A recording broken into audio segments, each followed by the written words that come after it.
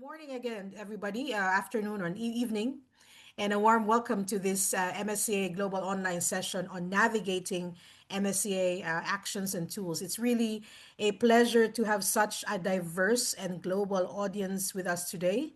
Before we begin, just a few quick housekeeping notes. This is, of course, a webinar. There are always wonderful things about being virtual, but there are also limitations. So let's be mindful about the tool and let's always remain respectful to each other all throughout the session. Please feel free to use the chat. We have also activated the Q&A button, so you can ask the questions for our panelists today. And we will also try to address key questions as we move along. And to make this as interactive as possible from the start, and I see that several of you are already doing that, I would like you to please introduce yourselves in the chat. Tell us your name, your institution, and where you are joining us from. It is always great to see the global reach of MSCA in real time. So please tell us. So we see somebody from Beijing, Indonesia. So please introduce yourselves, and we'll try to introduce you as well, like as we go along. Somebody from India. Please let us know also your institution. It would be great also to promote your institutions. Maybe your partners are also inside the room. Your potential project partners will be in the room as well. Yeah, so from South Africa, wow, wonderful. So please continue to do so. Introduce yourself in the chat. From Kenya, we have from Italy, Algeria. That's amazing. We have from Botswana. Wonderful. Again, we remind you to send to everyone if you want everybody to see your messages. But if you, of course, you have like secret messages to our hosts and panelists, then please choose that right button as well. Again, Nigeria, what we have from Ivory Coast, we also have from the Philippines, Ethiopia, India. Please continue to introduce yourself in the chat. We welcome you today for this global online info session on the Marie Skłodowska-Curie actions. All right. Let me start by introducing myself. My name is Jen Elmaco. I am one of the advisors and task leaders of the MSCA GloPol project, the MSCA Global Cooperation Policy Enhancement and Strategic Promotion. It's a pleasure to be with you today. I will be guiding you through the session. So this session is part of the broader MSCA Global Initiative, which is, of course, an EU-funded initiative under Horizon Europe, and it aims to strengthen international cooperation, expand global participation in MSCA, and of course, to make the program more accessible and strategically aligned to the regions that are represented today. So in practical terms, this means bringing MSCA closer to you. And we do that through target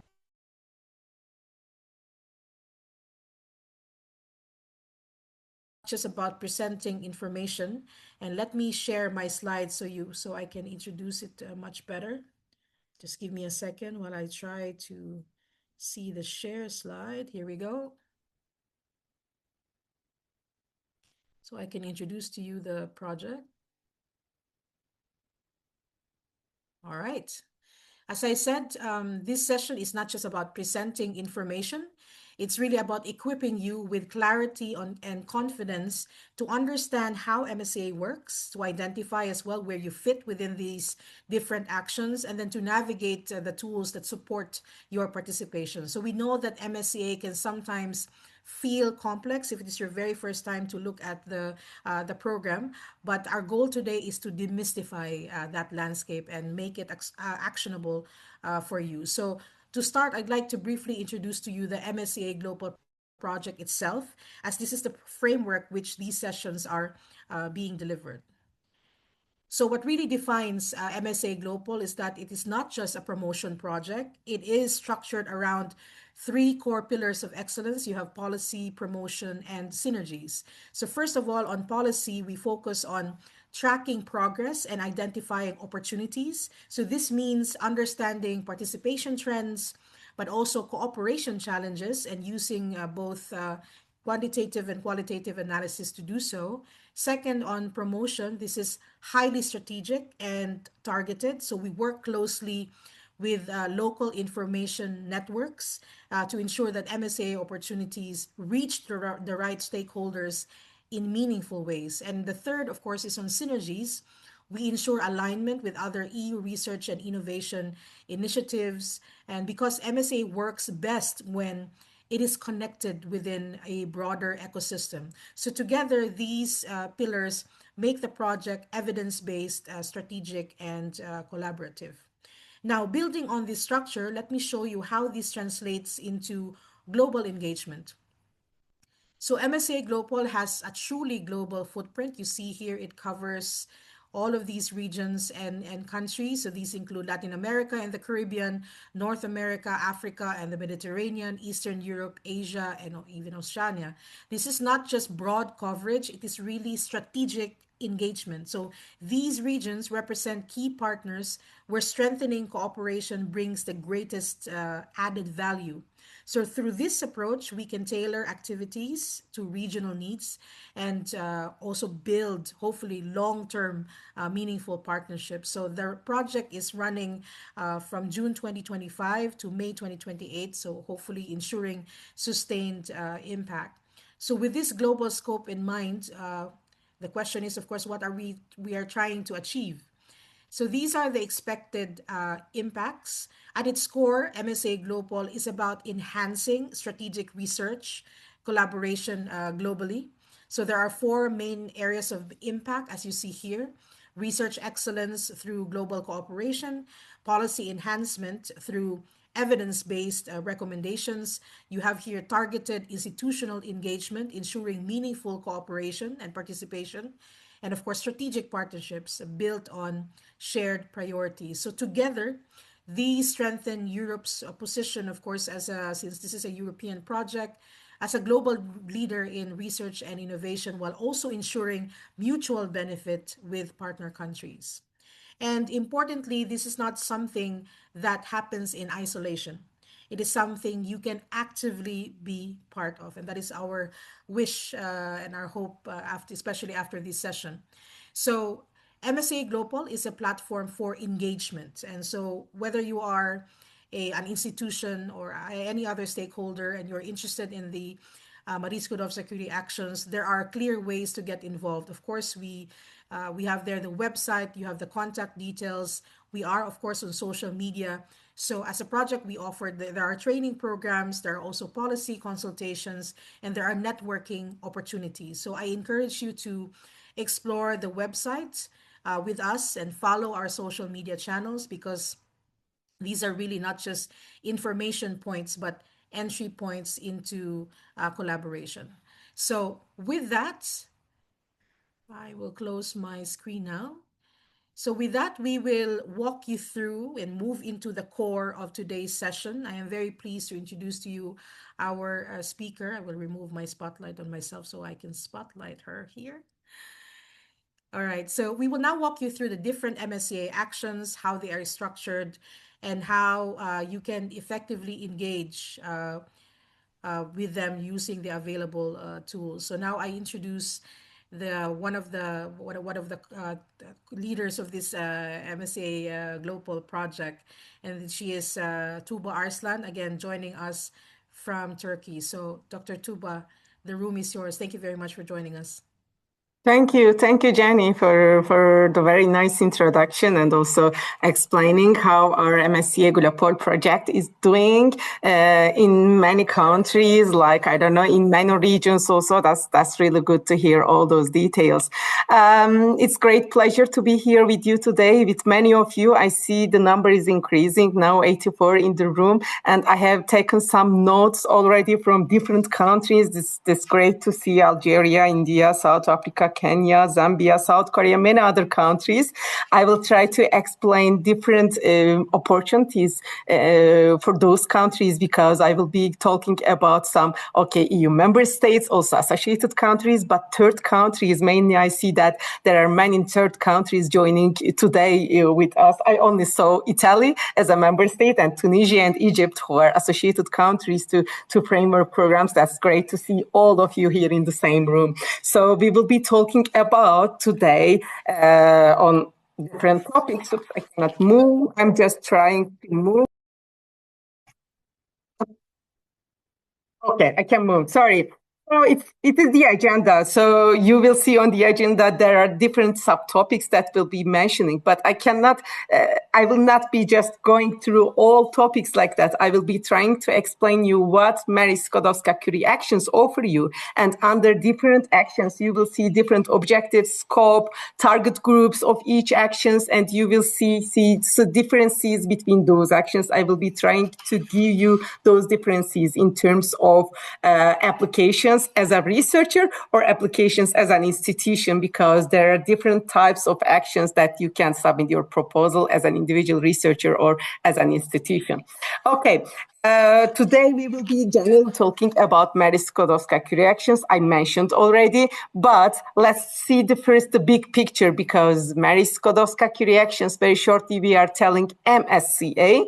It is a part of the big program Horizon Europe, and Horizon Europe is the European Union's main funding program for research and innovation for the period 2021 to 2027. So we have 2 more years till the end of this program, and afterwards we will see a new framework program, which is now named as FP10, 10th Framework Program, but we will see soon. So for the last 2 years of this great program, I can tell you that there are still open calls in 2026 and also in 2027. As I mentioned, today we will be talking about all those open calls. But before passing to that part, I can tell you that the total budget of that program since 2021 was 95.5 billion euros, which was huge. And for Marie Skłodowska-Curie actions, this is 6.6 billion euros for this program. But okay, you will see the pillar 1 is just paid for European Research Council, MSCA, and research infrastructures. But there are 2 other pillars named as Global Challenges, European Industrial Competitiveness as pillar 2, and Innovative Europe for pillar 3. This important characteristic of Horizon Europe is that it is a highly international program. So that's the aim of organizing such kind of global online sessions with you, with different countries, because while it's funded by European Union, participation is open to organizations and researchers from many other countries around the world. And international cooperation is considered really essential to address those global challenges and to strengthen scientific excellence, I can say. So under pillar 2 and pillar 3, you can see many other calls open, thematically open, I can say. So you can take part in such case under these pillars, I can say. Okay, let's go back to pillar 1, because this is excellence science and MSCA Marie Skłodowska-Curie actions are there. It equips researchers with new knowledge and skills through mobility and training, I can say. Excellence science is named, consciously, because it's trying to make the research and the researchers excellent enough thanks to those calls. And I can mention that through mobility, through training, through skills development, these MSCA and Marie Skłodowska-Curie actions empower researchers and at different stages of their careers. So the 23 Nobel Prize winners have been already backed by or involved in MSCA actions between 2012 till 2024. So we believe one of you can be in the room, can be one Nobel Prize by just backed by MSCA soon, or just taking part in an MSCA project. I will be showing you how you can take part in MSCA actions in my presentation, because there are some actions that you can just join, or just you can be seconded, or you can be recruited, or you can just, change the country thanks to MSCA from one country to another, thanks to the international mobility. You can take part in one of those actions that we will be talking about today. Okay, what makes MSCA special? Let's just talk about that a little bit, because we believe that it is really special since 30 years. This year is really special for MSCA. This is the 30th year. So since 3 decades, it funds researchers and organizations. How this happened? The MSCA supports researchers at all stages of their careers. This is really important because it gives really strong focus on training, skills development, and long-term career development. And it is very important that it funds the researchers in different research careers. Even if you are an early stage researcher or a professor at university or a researcher in a private institution like, I don't know, big company or small SME, so it doesn't matter. If you are doing research, you can take part in any action that we will be talking about today with you. Another key aspect is the mobility part of MSCA. I can tell you that the program promotes international, intersectoral, because academy and non-academy is there, also interdisciplinary mobility. When I say interdisciplinary, so it can be just multidisciplinary or just two actions can be combined. I will be showing to you the panels also under MSCA, but the aim is just to encourage researchers to move between countries, between disciplines, and also between academic and non-academic sectors. So both sectors are in the game. MSCA also places strong emphasis on providing attractive working and employment conditions for researchers, and it helps to create really supportive and high-quality research environment thanks to those actions. And beyond individual researchers, I already mentioned that the program also has a structuring impact on organizations across Europe and beyond, and it strengthens the research capacity and foster international collaboration I already mentioned. And as I said, this is really important this year because it is the 30th year of the program, and the bottom-up approach is always there. That's the reason why I added this slide to my presentation, because these scientific panels are the panels that you will be submitting your proposal. So you need to choose as an applicant, as an individual researcher, or as an institution. You have to choose which panel is the most suitable one for your research project. Of course, this can be a multidisciplinary project, so combination of chemistry and life sciences, maybe social sciences at the same time, but you need to choose the one that you would like your proposal to be evaluated, because MSCA follows a bottom-up approach and is open to all research fields, and for evaluation purposes, proposals are organized under all those 8 different scientific panels.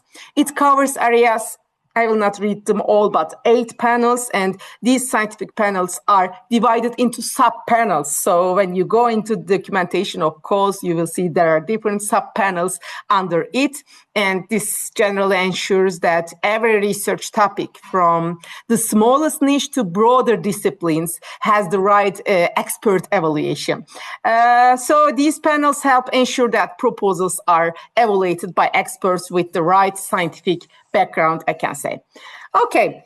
We will be passing to different actions. I will be giving you more detail about all these actions because they are created by European Commission with different features. I can tell you that there are some calls or actions there where researchers apply directly to MSCA calls, like postdoctoral fellowships that you can see here. So also there are some calls where researchers apply to vacancies under MSCA funded projects like doctoral networks or co-fund. Also, there are some calls like researchers participate in project activities, like secondments under staff exchanges, or like training opportunities and knowledge exchange, I can say. But I can tell you that in all those actions, research institutes will find a place to take part, actually. Okay, we will be coming in detail of all those calls soon, but I have to mention you that the first doctoral networks, postdoctoral fellowships, and staff exchanges will be the most important ones today for you, especially if you are joining us from third countries. For co-fund, Choose Europe, and MSCA students, I will be also explaining them because maybe you may have heard all those actions. Those actions needs to be submitted by an EU member state or associated country, so by an organization located in EU member state or associated country.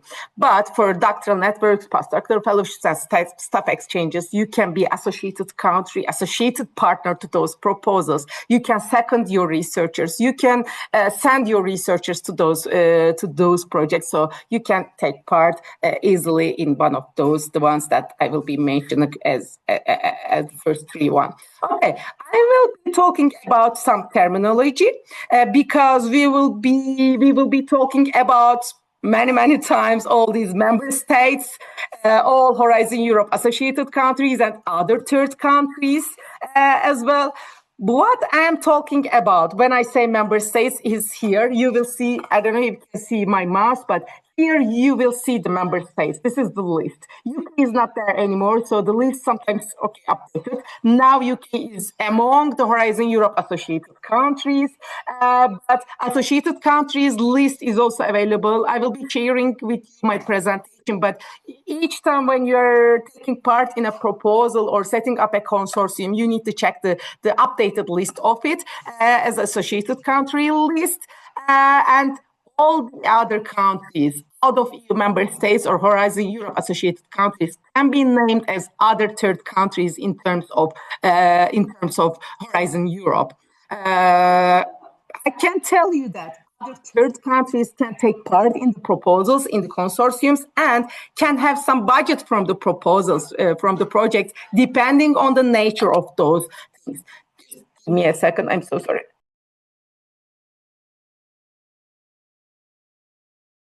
Okay, sorry about that. So all those countries will be named as other third countries. And depending on the nature of those countries, they can have funding, direct funding or not. We will come to that point while I'm talking about different actions under MSCA. Okay, this terminology was important, and now, okay, next terminology that I just wanted to explain you before passing to each and every action under MSCA is being a beneficiary or being associated partner. You will see that in some actions I will be talking about EU member countries and associated countries will be the beneficiary, so who will be signing the grant agreement with the European Commission in one consortium. But many other associated partners can take part in the proposal.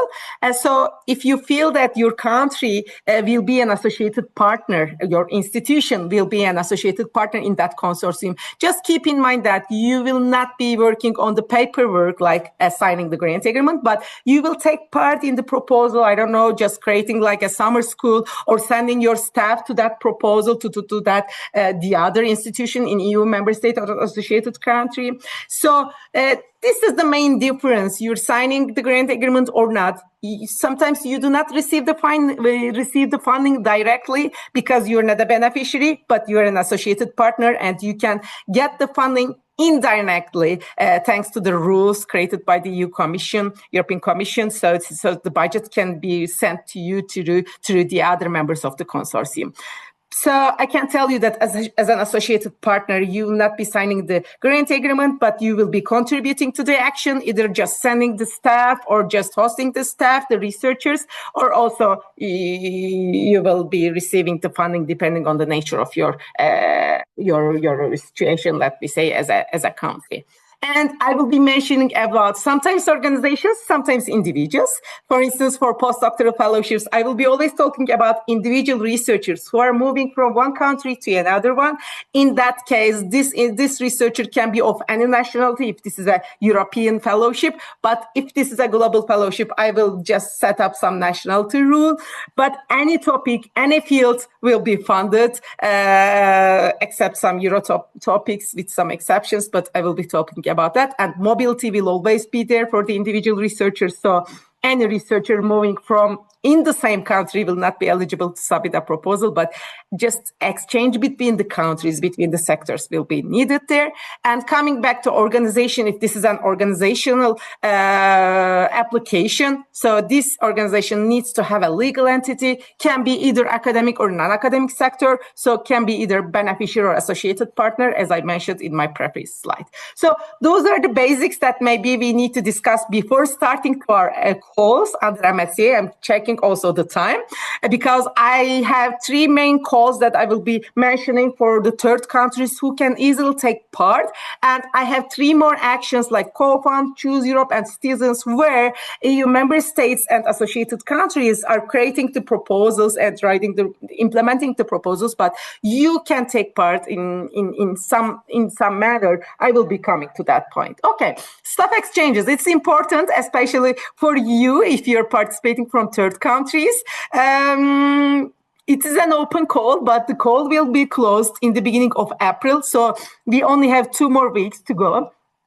My colleague Christina after me will be showing you some portals like your access and funding and tenders portal. So you will see where you can find different partners or different, I don't know, the potential coordinators who might be still looking for partners from different countries. So please go and check for these 2 weeks. And if you find a consortium suitable for you, you can take part as an institution in those proposals. But keep in mind that the next year in 2027, there will be a new call. So today might be a starting point for you to look for different opportunities, and you can just prepare yourself for the next year's call.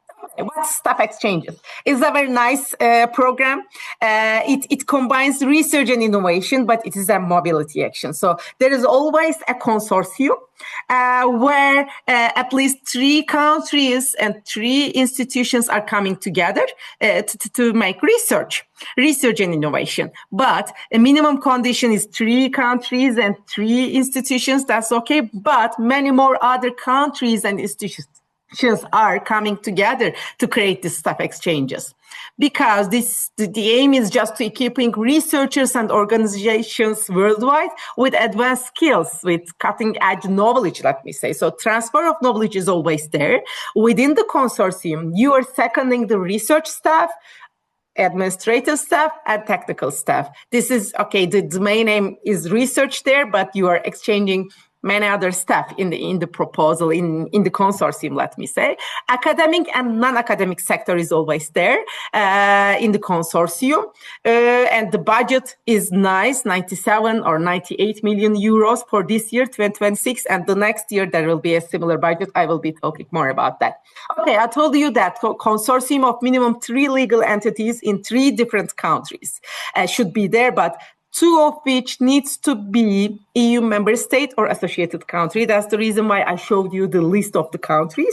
So setting this basic, you can add many more countries from non-associated countries, let me say third countries, like I have been just checking, like Zambia, Thailand, Philippines, South Korea, Ethiopia, Ivory Coast, Bangladesh, Nepal. Today, I see many participants from those countries. So you can be a partner in such a consortium, which is created by EU member states and associated countries. So being a partner in such a consortium will help you as an organization to second your staff in the consortium.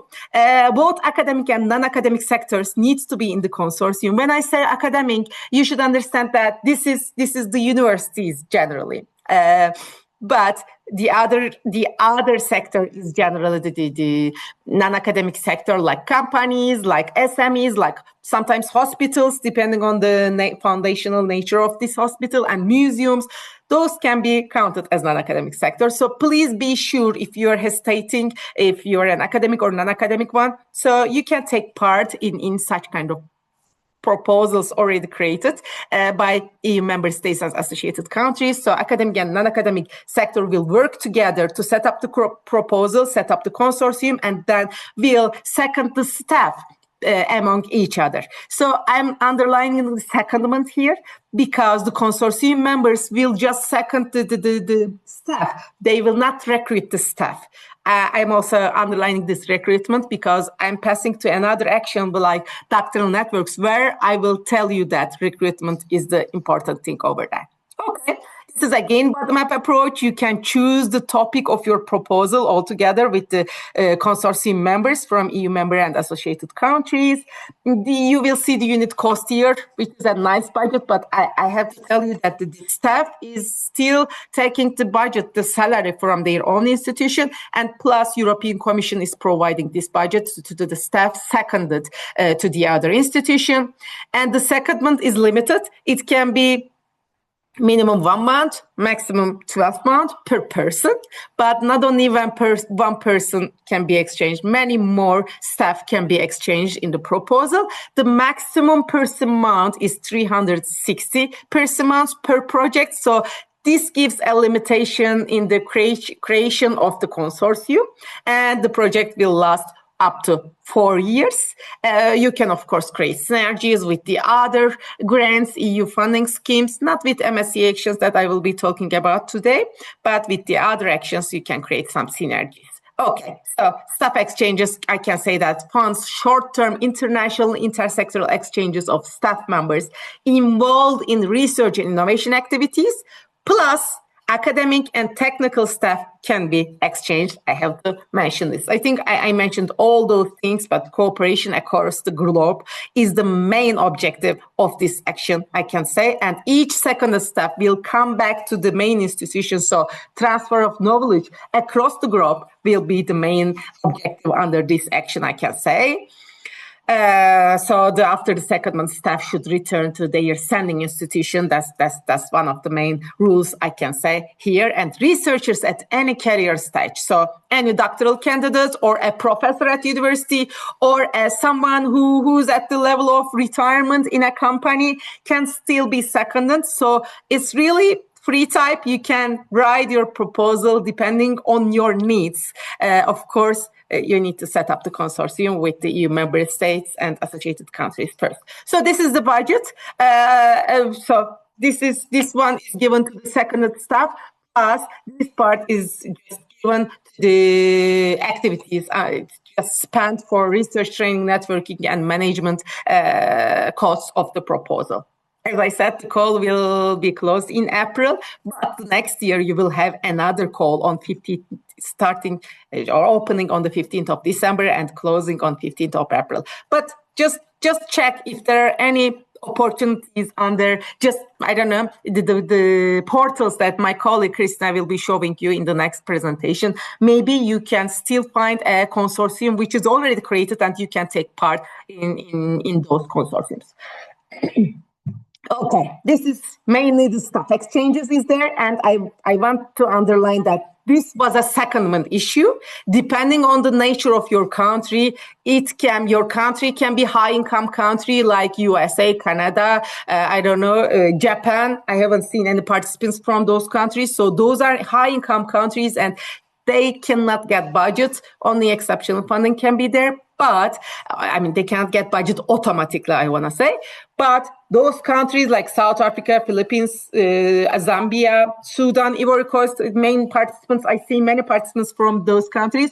You can get funding because you can be named as low and middle income country. So let's check the situation of your country if you want to take part in one of the proposals already now in the stage of being written. Okay, doctoral networks. The main difference between staff exchanges is in doctoral networks, the consortium, it's again one consortium coming together from 3 different countries, from 3 different institutions. They are writing a proposal of a research project. Again, research and innovation is there. The main purpose is there. And this time, the consortium is writing a proposal to recruit PhD candidates, which means that early career researchers will be recruited in the proposal to be raised up. So there will be research topics, really innovative research topics created by the experienced researchers in the consortium. So this will be a funding for doctoral candidates. And recruitment is the word that we need to underline here. There might be secondments, okay, but recruitment is the first thing that will be done in the project.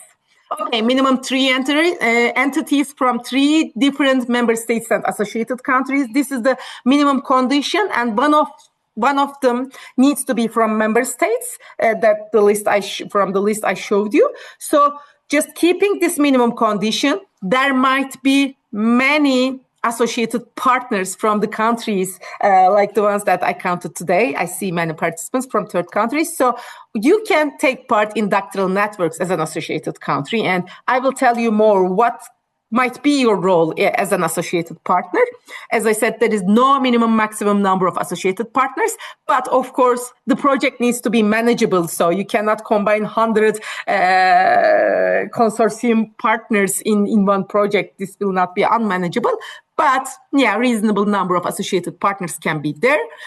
And talking generally about standard doctoral networks, which will combine, 6, 8, or maybe 10 members, partners in one proposal. And this will be 48 months total project duration. And the recruitments of the PhD candidates will be up to 36 months. So the consortium will create this project to recruit those PhD candidates and to raise them up throughout the project duration. Okay, this is the standard type of doctoral networks, but industrial doctorates is also there.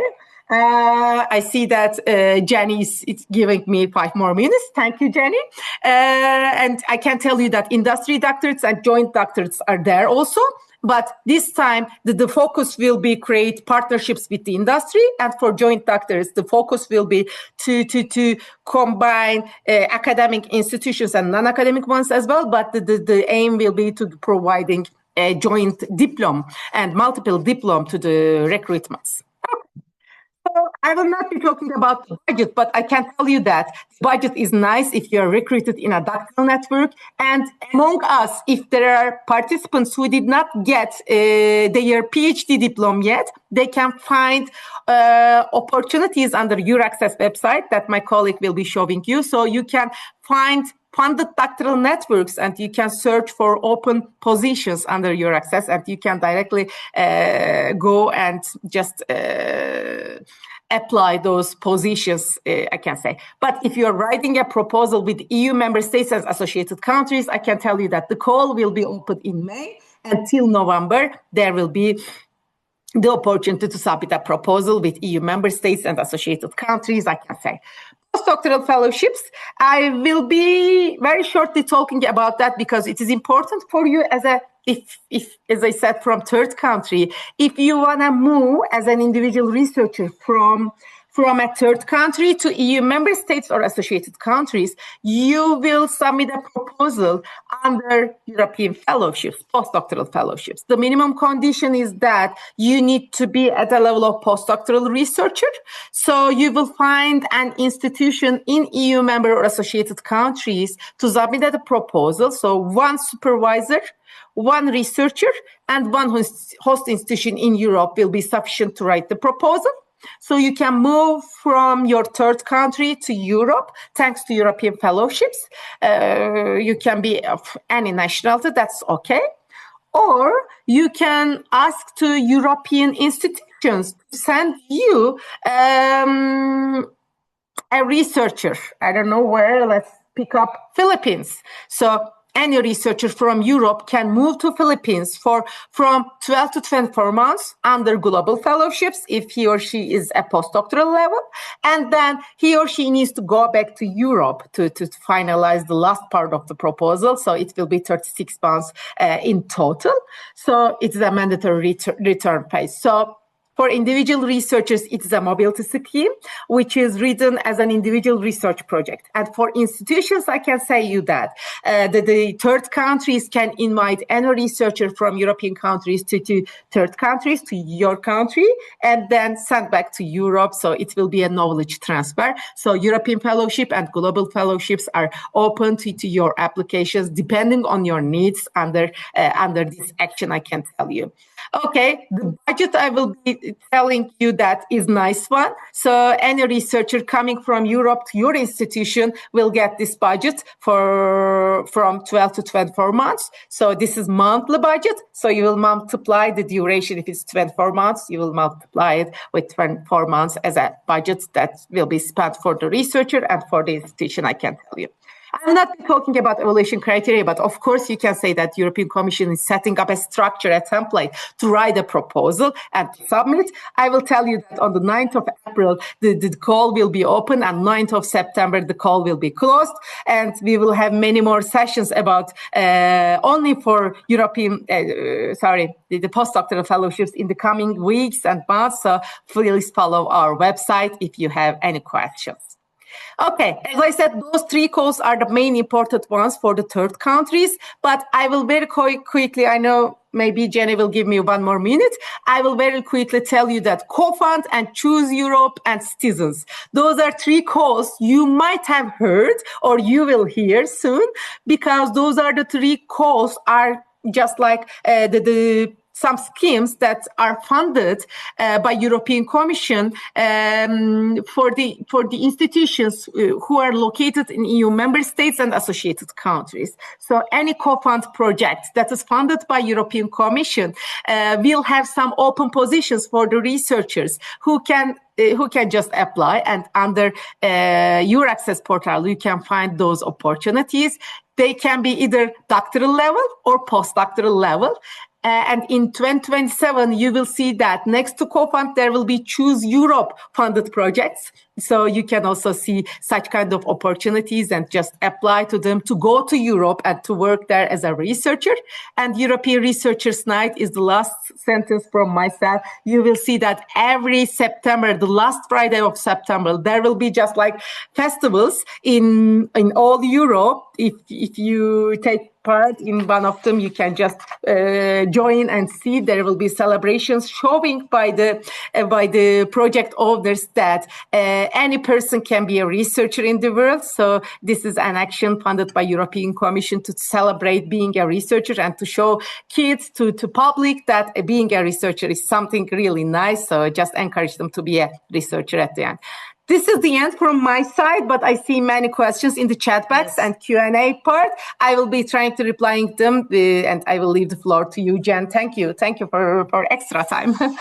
Thank you very much, Tugba. That was an incredible presentation of this very rich Marie Skłodowska-Curie action. So thank you so much for guiding us through that. We do have a special part, to accommodate the questions, but perhaps Tugba, just to, get this momentum going, if you don't mind if I ask you just two quick questions. The first question is just to clarify, what is the difference between the doctoral network and Co-Fund? And also the second question is, what is meant by early career researchers? Is this the master's degree? So just those two questions, please, before we go to the next part. Thank you. Maybe starting with the second question, Jenny, early career researchers, we can say that the ones who did not get the PhD yet. So generally, researchers are funded under doctoral networks, because doctoral networks project types are written by experienced researchers from academia and non-academia. They create the consortium and they create the research topic over there, and then they create the positions for the doctoral candidates, so that early stage researchers who does not know what to do yet as a basic level yet, so they will pick up the positions and they are recruited under doctoral networks. So we see that at the end of 36 months, they become an independent researcher getting their diploma. Of course, this might be a bit longer. 36 months is not sufficient for some countries to get the diploma, but yeah, the aim is that to to make them an experienced researcher at the end of the project. So going back to the first question, the difference between doctoral networks and co-fund. So doctoral networks is just like a consortium which is created by experienced researchers for research and innovation. They are creating the positions for the recruitment of doctoral candidates.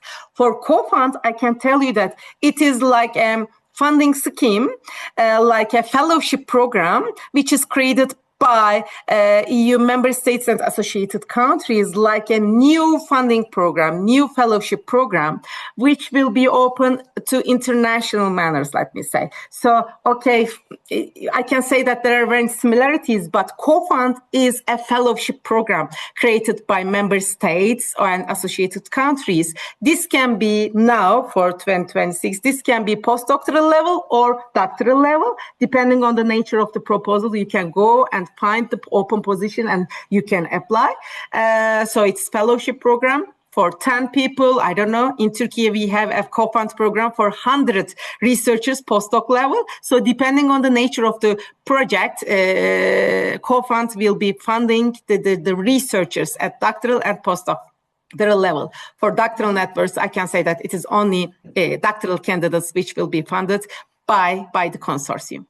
Wonderful. Thank you so much, Tuba. And with that, we move on and dig a bit deeper into this incredible world, incredible ecosystem of the Marie Skłodowska-Curie actions. And I'd like to introduce to you our next presenter. And she is really coordinating this initiative, and she's of course also taking care of the different moving parts of MSCA GloPol. So to tell us about on how to apply, how to select these actions and how to build partnerships that actually last, I now welcome Cristina Gomez. Cristina, thank you very much for joining us. The room is yours. Thank you very much, Jenny. Thank you very much, Tupa, for your insightful presentation so far and for the nice introduction to the projects and to the actions, Jenny. So yes, indeed, let's dig a little bit more into how to apply to these different possibilities. You've heard a lot of different MSCA actions, but in order to apply to some of them, you will need to create a consortium. Okay, and you will need to know how to find those partners, for example, and what is a good consortium for MSCA. So the idea of this second presentation is to allow you to know and understand the tools that are available for you to create these consortia, but also different maybe strategies that you can use internally to prepare your institutions for this participation. So I will just have one general slide on MSCA because Tuba already mentioned the different actions, and then we will guide through the different tools that are available from the European Commission side to find these partners. And then also I think it is important for you to understand how the submission process works, because if there's one website that you need to be aware of after these presentations is the Funding and Tenders portal. And also I think it is interesting to understand how the evaluation works so that you can also understand what the Commission is looking for in these type of projects. And then why not? Let's see how you can do internally to prepare yourself. So again, what is important when you see all this amount of information is one slide that Tuba presented, and is the fact of how do I apply?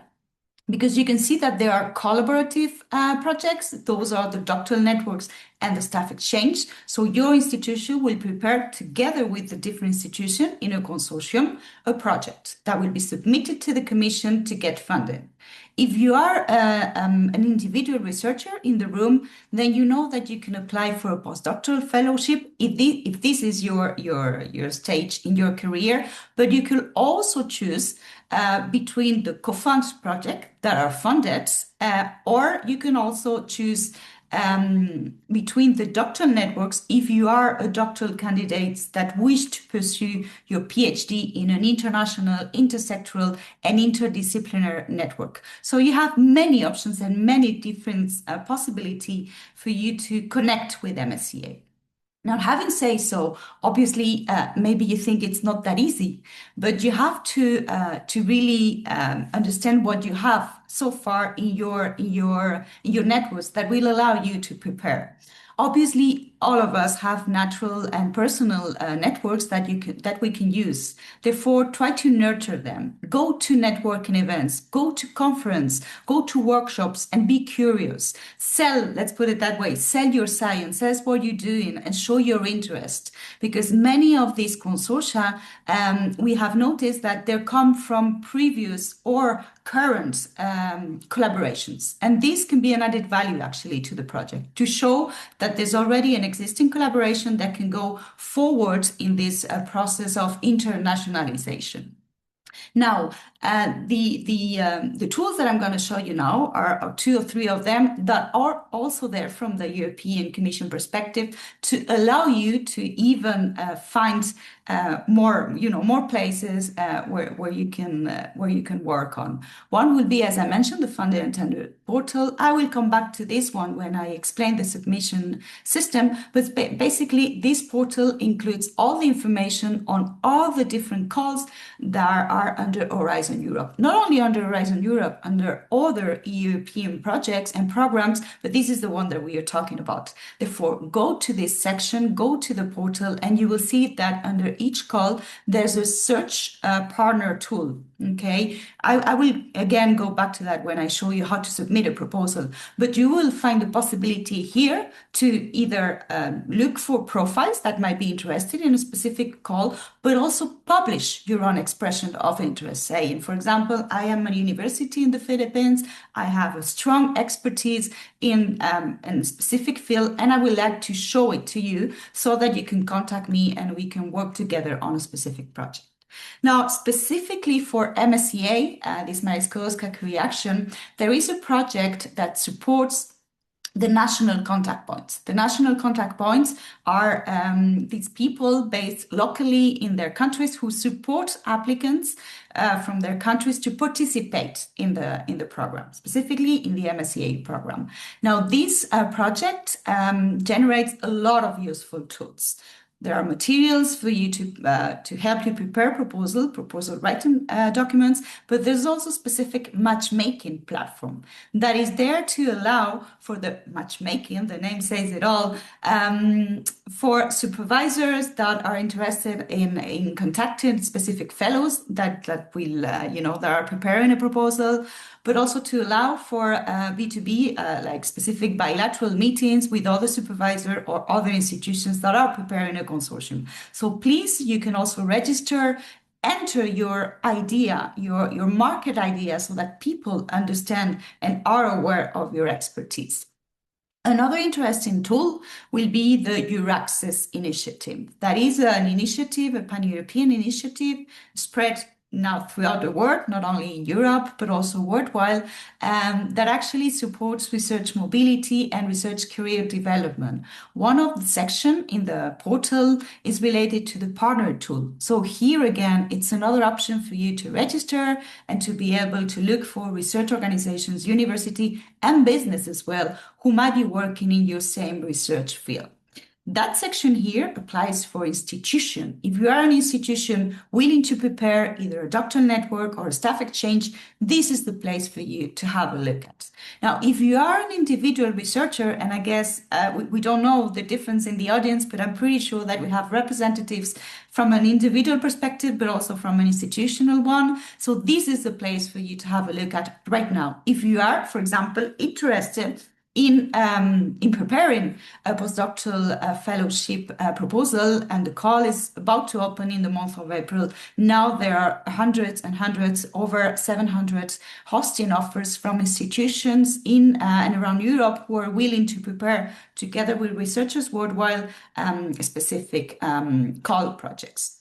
Another very interesting tool for you, not only to look for partners, but also to understand what has been financed and what is being financed right now, is the Cordis website. This is where you will see a lot of information, not only on the projects, but also on the institutions that take part in the funded projects. And you can filter, obviously, many different ways.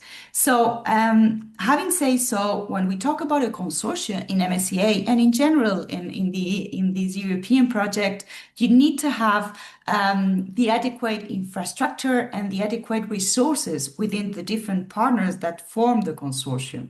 So the idea is that you have in MSCA a consortium that contributes to the triple I dimension. It has to be international, made by institutions from different countries. Tuba already mentioned some of the requirements to be considered for MSCA. That is that you need to have at least 3 institutions based in EU member states or associated countries to Horizon Europe, and on top of that, any what we call third country, meaning not European countries, is welcome to the consortium. So they have to fulfill this international, interdisciplinary. It's very important to really show that you have expertise coming from different disciplines that will allow for common resources to tackle global challenges, societal challenges, to really address a global dimension of science, joining different point of view. And of course, the interdisciplinary dimension, meaning we are at the excellence pillar,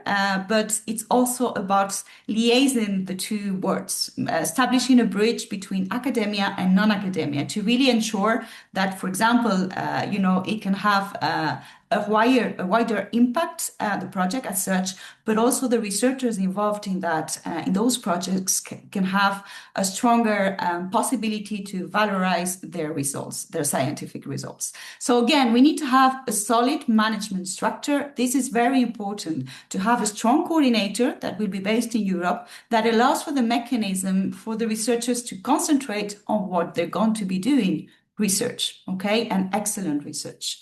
Something also very important in this kind of consortium is the gender balance, okay? This is something that is horizontal to Horizon Europe, and that is a requirement to have absolutely this kind of parity within the consortium, establishing equal roles, but also allowing to increase the impact of science and research by adding the gender dimension to the R&I perspective. Now, again, remember that there needs to be complementarity between all the different partners. And then when we talk about complementarity, this sometimes comes together with the fact that some partners might have worked together. And this shows credibility, because at the end of the day, it will be possibly more feasible to create a consortium, to work on a common base, and show the competence of the different institutions taking part in the activity, and by thus showing that the risk might be reduced. But again, it is important to understand that you're going to be together for 4 years. So you need to really be surrounded by people you trust and people who are committed to the project. So when you create and when you are part of a consortium, you need to really ask yourself many questions.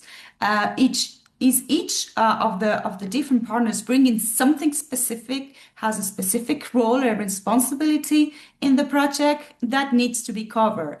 And all the different scientific objectives of the call needs to be covered as well. It is also important to address the different target audiences that the project is looking to communicate to disseminate to, or even to get an exploitation from.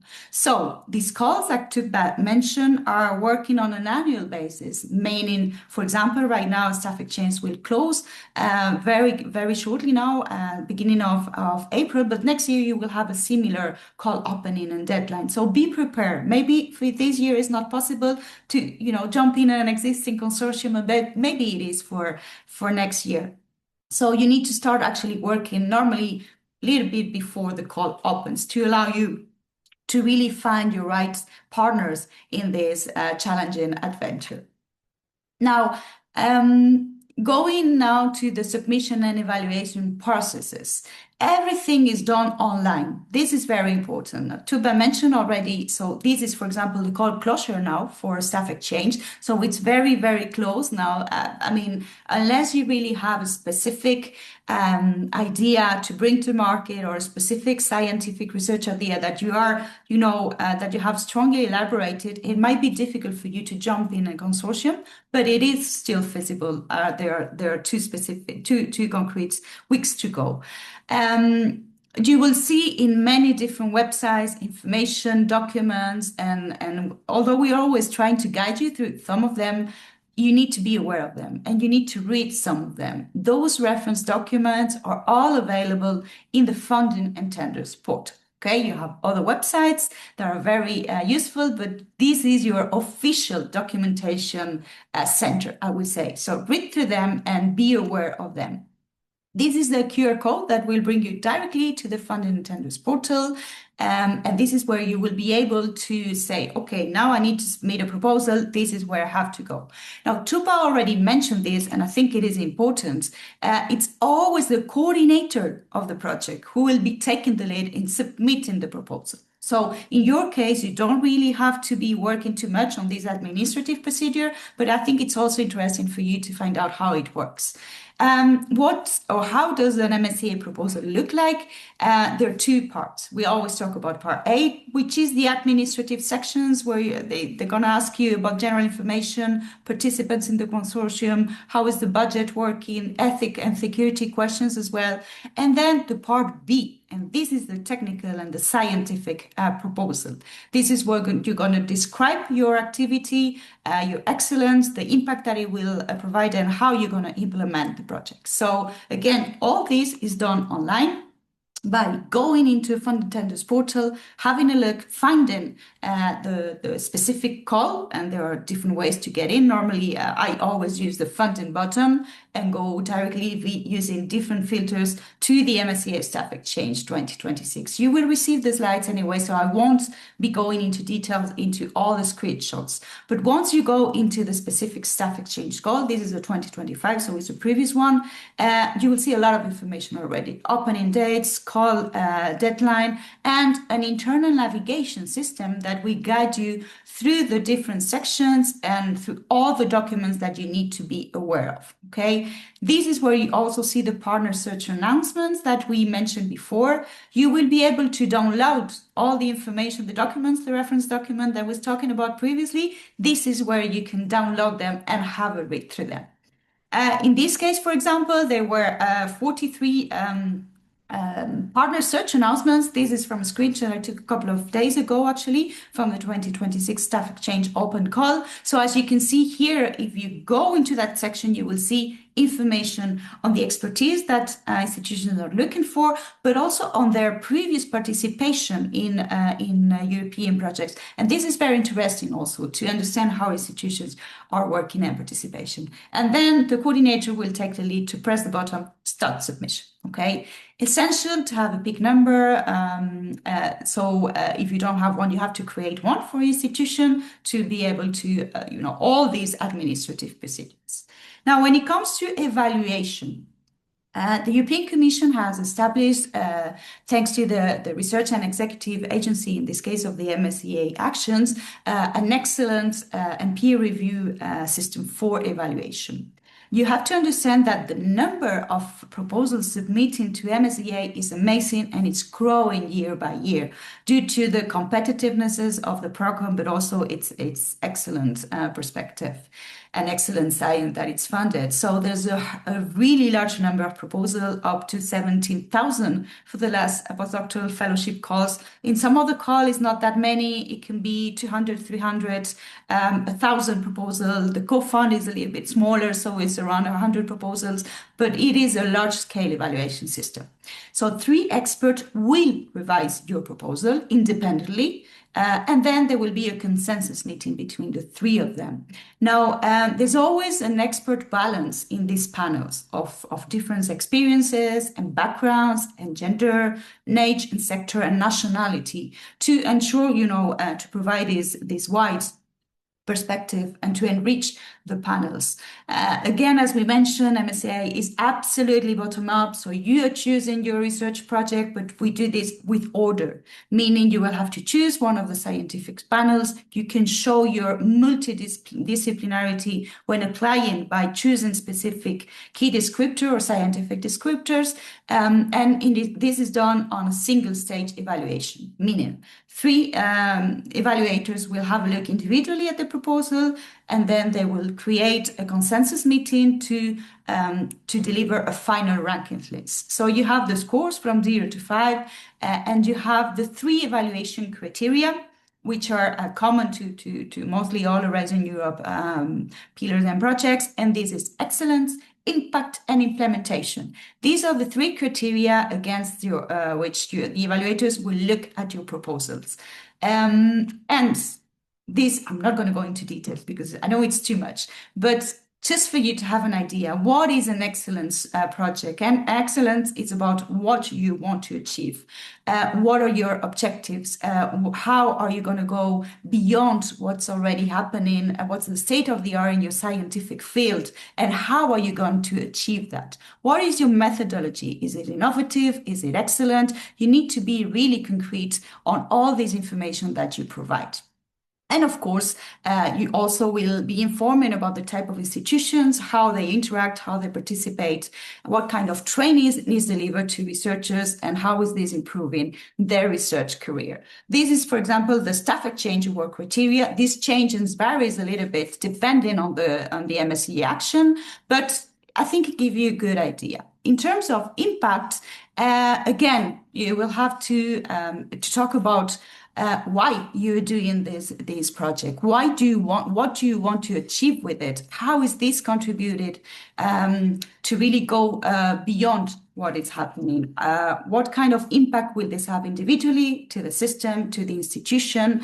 And how are you going to maximize these results? How are you going to communicate them within your research community, but also to final users, but also to the industry? How are you going to disseminate these results, and how are you going to exploit them if needed? So what is the different impacts that this can have from scientific, from technological, from a social point of view? And then when we talk about implementation, it means that you have to reassure the European Commission that you can handle a project very efficiently, and that the resources that are given to you will be used according to a plan. And you have a plan, but you also have a contingency plan in case some risk appear, and some risk will appear because this is a living scientific research project. So I think we can have here in the audience either researchers or institutions. If your institutions, either in Europe or in a non-associated third country, wants to participate, you really need to have an institutional strategy to do so. And once you have it defined, you need to really go step by step towards implementation. So you need to take into account, do you have resources to support this institutional strategy? Are you allocating people, resources, staff to really sit down and establish and define your objectives here? Is international cooperation a priority? Because this is about being open to the world, being part of a network of collaborators globally.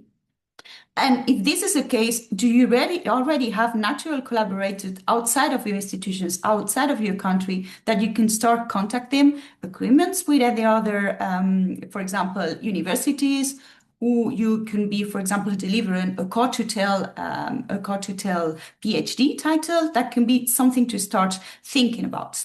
And it's really a commitment to attract talent to your institutions. Are you training your researchers on it? Are you providing them with information session? Are you having meetings with them to understand what are their career development perspective? And do you have also not only the researchers, but also your leading representatives, the one who can take the decision to invest in this, being aware of this type of programs? And of course, to establish a strategy, you need to know what are the strengths of your institutions, which ones are your excellent research groups, the ones who can take the leads in participating in European projects. Do you have any specific outstanding infrastructure, for example, that can make the difference? And what are your mid to long-term goals? This is also important. Therefore, important activities and presentations as this one, who will get you to understand the different actions. And of course, try to do these group meetings, these informative sessions, and attend online and on-site activities. Then you can select really the actions that fit your institutional strategy, because it's not the same thing to say, I want to host researchers at the early stage career because I need some training inside. than to say, I really want to develop a research project based on secondments, meaning I want to go abroad and I want to learn a technique and bring it back to my institution. So it's very different, and your strategy needs to be different. And then start the internal work. Try to work on this internal database of relevant research group, go to the different websites that we showed you today, go to Cordes, identify the funded projects that are already on the market. If you are an individual researcher, then you can be in different positions. For example, if you are a postdoctoral researcher, you need to find the best supervisors in Europe, member states, associated countries, for you to work to prepare a specific proposal. Try to look to expand your own networks of collaboration. And then think about, where do you want to carry out your career? Is it in academia? Is it somewhere outside of academia? Can it be a hospital, public administration, a museum, an NGO? There are many different opportunities for you as a researcher to do so. What are your strengths? Okay, you need to be shown as competitive, and you have many strengths. Only by being here, listening to everything that is shared with you, you will be able to get even more knowledge. Are you eligible for the call? So, Tuba has mentioned some of the eligibility criteria already. Be sure you are eligible, and there are existing tools and support system for you there. Obviously, to find a supervisor in Europe, you can go to the Eraxis posting offers. You have national contact points in your countries. Don't hesitate to contact them. They will really are very supportive and will help you. And of course, at your institution, you have an EU grants office or a similar department that supports researchers. Please don't hesitate to contact them. So look for the opportunities, try to be aware of the tools. We are here to support you with that and guide you. Then focus your participation and go for it. Thank you very much. That was excellent, Christina. Thank you very much. What a wealth of information, and I'm sure people are trying to see now what they can do next. So I'd like to bring back Tuba here, so we are all together. And I'd like now to open the room for questions. Tuba, are you there? Okay, wonderful. Okay, so we're complete. So Tuba, I'll start with you. I'll go back to you because you started to answer this question, but I'll read it for everybody in the room. Can a postdoctoral fellowship project include a non-European partner institution, for example, Malaysia, for fieldwork and collaboration? So please enlighten us. Yeah, this was the thing that I have been trying to write in the chat box also. Thank you for this question. So I have been just writing that there are these secondment opportunities under postdoctoral fellowships, which is very good because this is optional, but this is a very good opportunity. So in your proposal, while drafting your proposal, you can choose a place anywhere in the world to make some secondments. This can be academic or non-academic institutions. So Malaysia can be just one place that you can choose. So yes, that's eligible. First, of course, you need to write your proposal to go to a European country, I don't know, from Malaysia or anywhere in the world to Europe, and start your proposal. Meanwhile, during your project implementation, you can be seconded to a academic or non-academic institution within the duration of your project time. And yes, Malaysia can be an opportunity. So thank you for this question, because there is this non-academic placement opportunity. Because of the time limit, I didn't mention that one.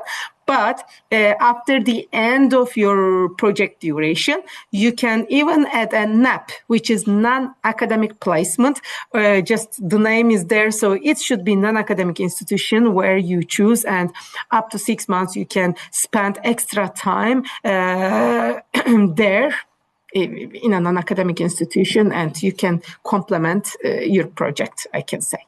So thank you, I hope Tuba. I And I replied. see also, yeah, thank you very much. And I see that you've answered several questions already in the Q&A box. So we are going to, but maybe later on, if we have a little bit of time, we can go back to one of those questions, because I think there's a little bit more that we can discuss on that. But before doing so, I see that inside the chat box as well, there are some questions. So I'll take one of them and I'll give it to you, Christina. Rohia says, I am a postdoctoral researcher in media and communication, focusing on artificial intelligence, very, very interesting, especially at this time, in digital content and higher education. I already have a potential partner supervisor in Malaysia for collaboration in fieldwork. Would it be acceptable within the MSCA postdoctoral fellowship to conduct part of the research in Malaysia while having a European host institution? And also, what is the best strategy to identify and secure a suitable European supervisor? Very good question. Christina, please. Thank you. Yes, I can take it, or Tuba can take it. But yes, it's absolutely possible to conduct field work anywhere in the world. Actually, this is what secondments are for in either global fellowships or European fellowships. Now, in this case, I will actually possibly recommend to use the contacts of this Malaysian institution to somehow see if maybe the supervisor can have some natural collaborators in Europe. Obviously, the hosting offers shown at Euraxis can also be a tool for the researcher to have a look at. But in this case, if it's already, I mean, if there are, ongoing contacts working there, I think that could be interesting as well. Thank you very much for Yes, that, it's Christina. absolutely possible. Field work Okay. can take place anywhere. Wonderful, wonderful. Now I want to go back. I want to stay with you because you were talking a lot about the tools, and there's a lot of tools Yeah. available. And you did mention something that I see someone as a question on, and I'm sure it's a question also for several people that when you use the EU funding and tenders portal, you need to have a pick. Can you tell us, can you demystify what this PIC is and how they are going to use it, even if they are not the coordinators? So you mentioned that in many cases, you need to have a European partner who will submit in behalf of the consortium. But how important is this PIC then? Well, it will become important in the case of, if the project is funded and for whatever reason the institutions get funded, then the peak will need to be validated. It's a procedure that, it's internal to the institution. So you will need to get your representatives to submit some information from your institutions, upload it to the system, and in this way, they will give you the status of institution who is registered to the portal and who can participate and is eligible to submit and participate in proposals. Again, for example, when it comes to MSCA, there's a distinction between non-academic and academic sectors, as Tuba already mentioned. So depending on your status, you will appear as a non-academic institutions or you will appear as a academic institutions. Normally, the academic institutions are universities, but also research centers who are applying, as research institutions.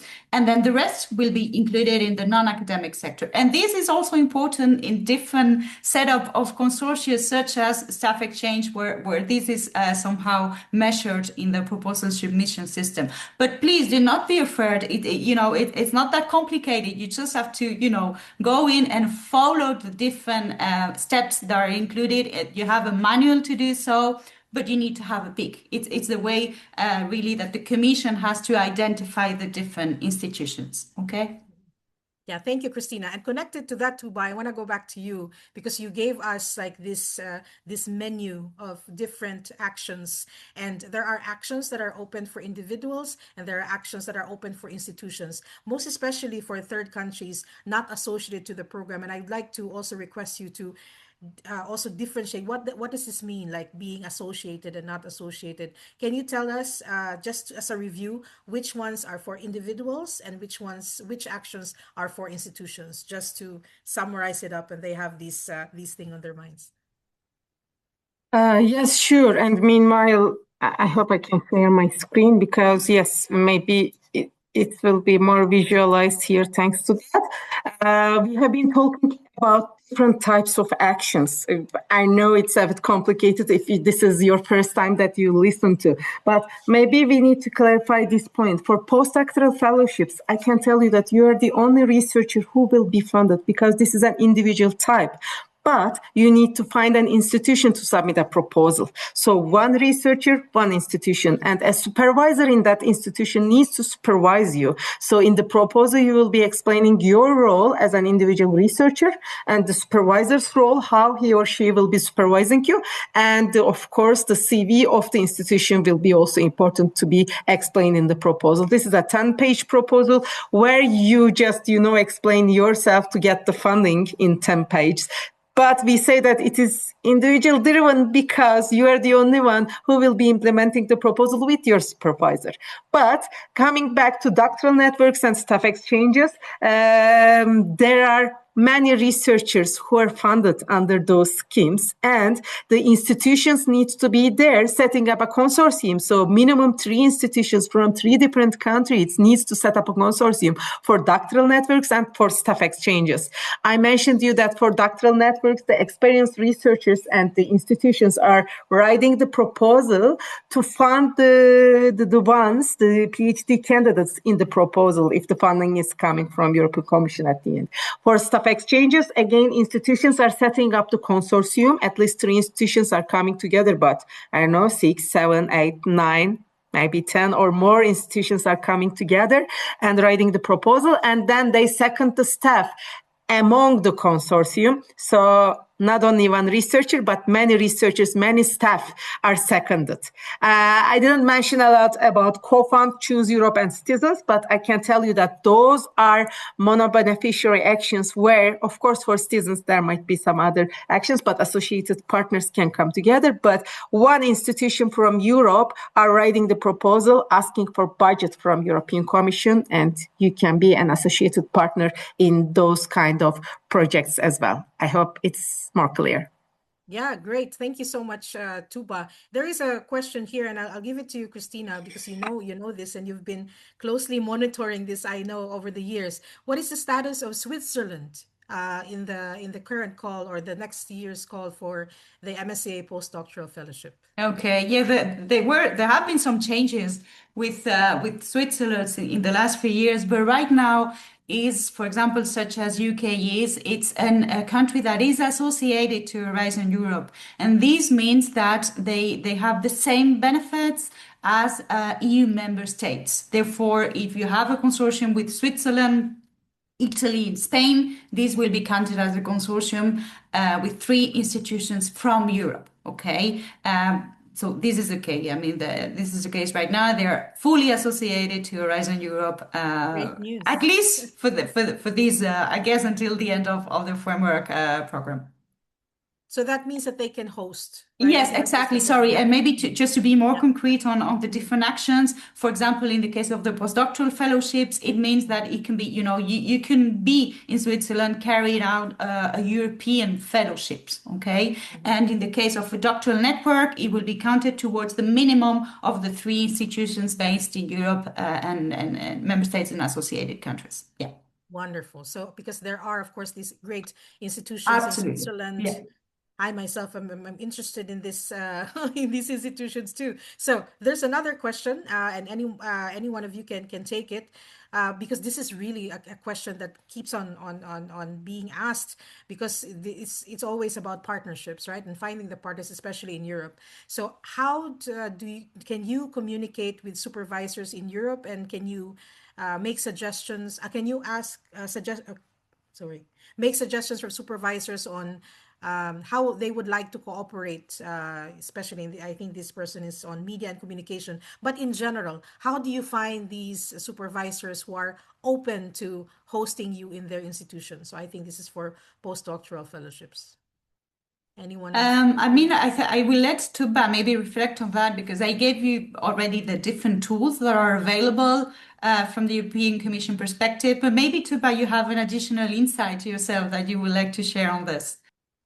No, I would say the best way is to check the Euraccess portal, because this is a unique opportunity where you can find the interested institutions. Those institutions, research managers generally collect the open positions, and the supervisors who are willing to find a researcher, talented researcher in the world, and they are just putting their advertisement saying that please come and join us, let's write the proposal together. Sometimes they are creating research camps, I don't know, just to match making the researchers and supervisors. So please follow the Euraccess opportunities. And also on our GloPol website, you will see many opportunities where sometimes India is creating a matchmaking event with ASEAN countries, sometimes Korea. So different countries are creating a matchmaking event, including European partners there. So you will listen more okay, for 10 minutes, you will listen to the opportunities for different institutions in one event, one full day event,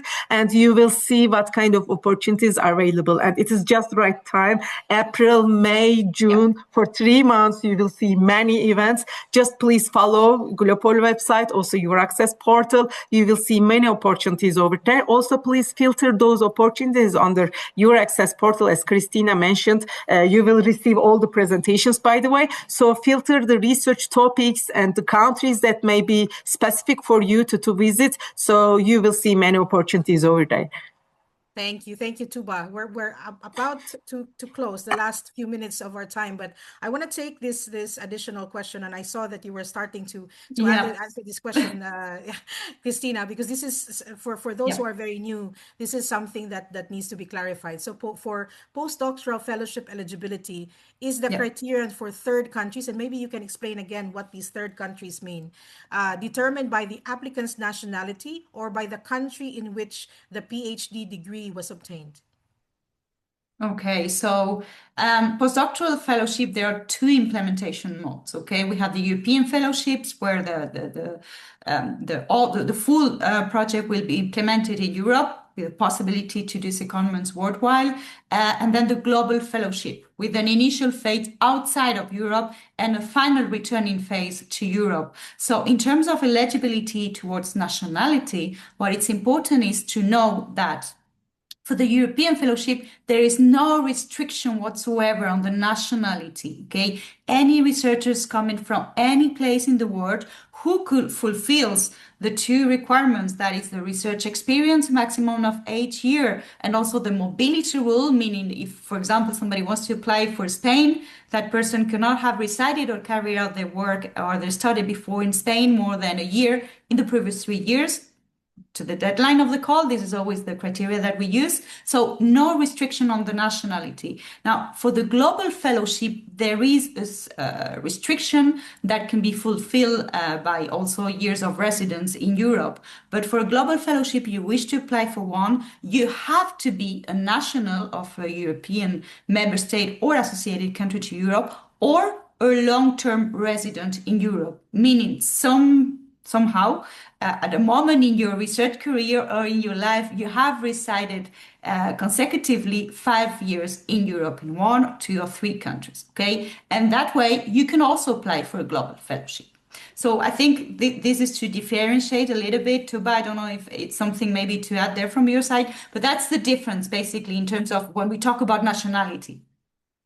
Okay, wonderful. So just from you both, can you give us just maybe like one very specific but very short advice on all of these things? We've heard a lot of things today, but maybe just one your last words on advice moving this forward. Tuba, I start with you.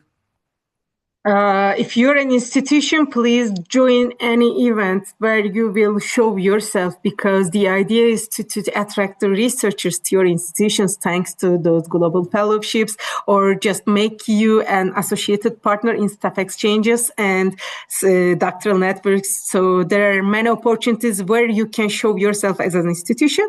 If you are an individual researcher, please go and check everything under your access portal. I'm sure you will find a nice supervisor where you can move. Thank you. Christina, please. Thank you. I would say be ambitious, but try to tailor the different possibility to your needs, meaning research internally as an individual, or internally as an institutions. What are your strengths and where do you see yourself in the next 2 to 3 years? And then target the specific MSCA action. And as our dear Maria Skłodowska Salomea Curie used to say, nothing in life is to be feared, it's only to be understood. So now it's time to fear less and understand more. So go ahead and go for it. I love that. I love that to close and to continue this journey. And this is just the starting point. I strongly encourage you to explore the MSCA GloPol website. I've dropped all of these links in the chat, and of course, you will get the presentations later on. So please watch out for the upcoming opportunities and resources and events under the MSCA GloPol. There is another info session. So if you have friends or colleagues who missed this session, rather than going to the recording because it's different. You know, these interactions like this with expert panelists such as Christina and Tuba, it really makes a difference to be able to follow live. So there is another one on the 26th at 5 p.m.